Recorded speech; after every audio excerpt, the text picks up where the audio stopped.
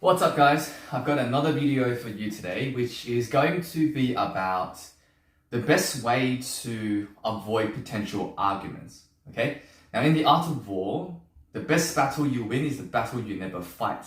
But the way you win a battle you never fight is actually by thinking through everything that is going to occur in the battle due to the certain conditions and then manipulating the conditions in your favor so that hopefully the enemy realizes that if they fought, they will 100% lose, and that's why they'll never fight.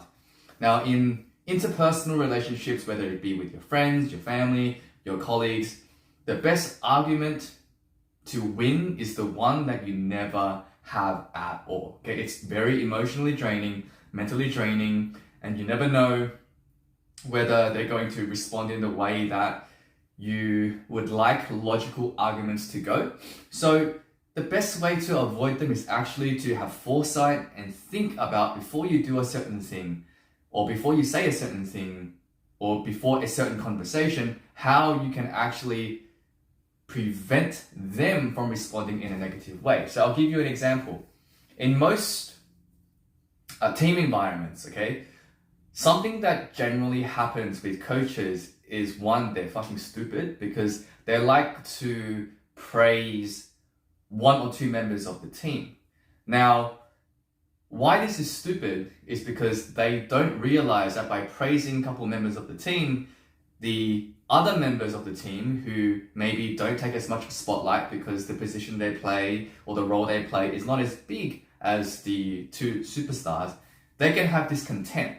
And then when you have discontent from certain members of the team, although they may not be the superstars, the team still falls apart, right? Now, in, say, a family, you see this all the time with, say, a parent who praises one sibling and the other siblings don't seem to get anything. And what happens is the sibling who gets everything either gets hated on by the other siblings or they start feeling guilty about heaping all the praise, right? So it's really important that you are aware of how you do things may actually cause a certain issue. But then again, there are times where, say you praise the one player on the team and you have another few players who you know would be upset.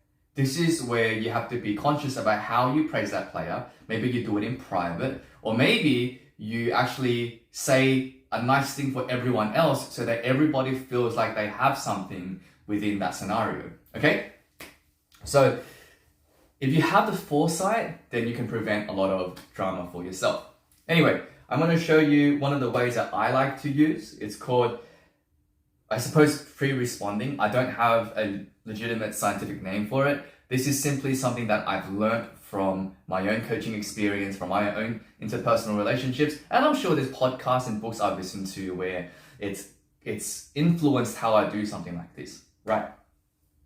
Okay, so the first thing I do when I realize that a particular situation coming up could be uncomfortable or cause strife or discontent among someone, not just in a team environment or just someone in my personal life or even work life, I think about the ways that this situation might cause them to feel. For example, recently I held a all-men's kickboxing event and I have a few girls who I know would love to be a part of something like this. But for the sake of the experience, I'm keeping it limited to men. Now, before I even made the event, I thought about this. I thought that, okay, if I create this event and I only label it for the men, how will the girls feel? I don't think they would feel, say, insulted because they all know me. They know I'm not trying to do wrong by them. But in the case that it does, I should really think about how I can get on top of this before it ever even becomes an issue. So I labeled the potential way they might feel. I labeled it in my own head. I wrote it down. I said, okay, I think the girls may feel left out. I think they may feel disappointed. I think they would like me to have something for them. And I know these things, okay? So I've labeled it. And then The next thing I did was I messaged them and I told them exactly what I was doing with the intention of empathizing with them before they even felt the way that they did. So for example, I messaged someone, one of the girls, and I said, hey, I just want to let you know that I'm going to be creating an all men's thing.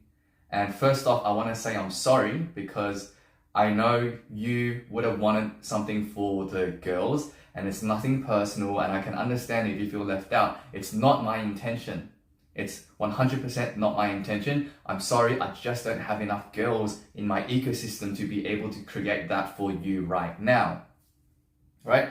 So I said that to a couple of girls, and then I did the third thing, which is I advanced the apology. So I'm not waiting until they want an apology from me, even though they may never. I'm going to apologize in advance because I genuinely feel that I could have done better by them and I would like to do better by them, but right now I just don't have the capacity to do it for them. So I had an advanced apology after I labeled and empathized with them about what they might be feeling because of this all-male event. So the responses were very, very pleasant. Hey, it's okay, I understand, thank you for letting me know. Some of them were even saying like, why did you even need to let me know that? Like, I wouldn't even take it personal. And that's what you want. You want people to go, hey, like, no big deal. Like, well, what's the issue? But then, why that's important is because they've already felt that way. So in 4 weeks' time, maybe if they switch gears and think, oh, they look like they're having fun, why doesn't he create something for women? I've already created the conversation where I said, I apologize. I know I left you guys out. I would like to do it better for you next time.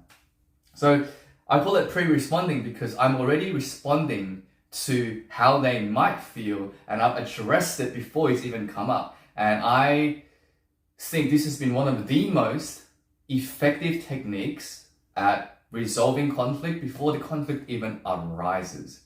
Okay, but I'll give you another example. So I was on a date like a few years back, and I knew that I was going to be late, judging by the time. Now we had agreed on 7, so I thought I would get there maybe 7:10 or 7:15, and it was one of those first or second dates. Now I'm not going to wait maybe till 30 minutes before when she's left to tell her that I'm late, right? I'm going to actually try and call her early, maybe an hour and a half, 2 hours before, to make sure that if she wants to stay a bit longer, she can. So I thought about, okay, I'm on a date. Clearly it's kind of unreliable. It's unpunctual. It's disrespectful to her time. There's all the things she might feel because I'm going to be late for like 10 or 15 minutes. And that's valid. That's very valid. So then I called her and I empathized from her position.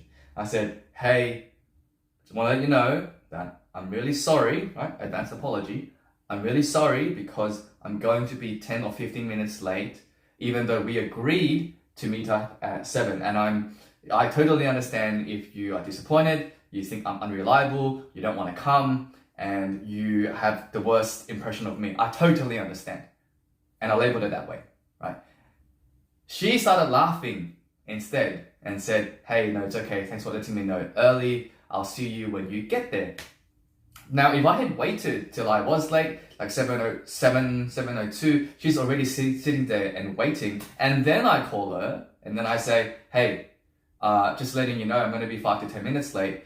What would have happened is incredibly different in her response. Maybe, well, that's the way I think anyway. So using this technique, you're being transparent, you're being empathetic, you're trying to be understanding, and you're getting on top of any issue before it even becomes an issue. Okay? Try this for yourself. You can use it on anyone. I hope it helps you, and if it's going to help a mate, share it with them too. Thanks, guys.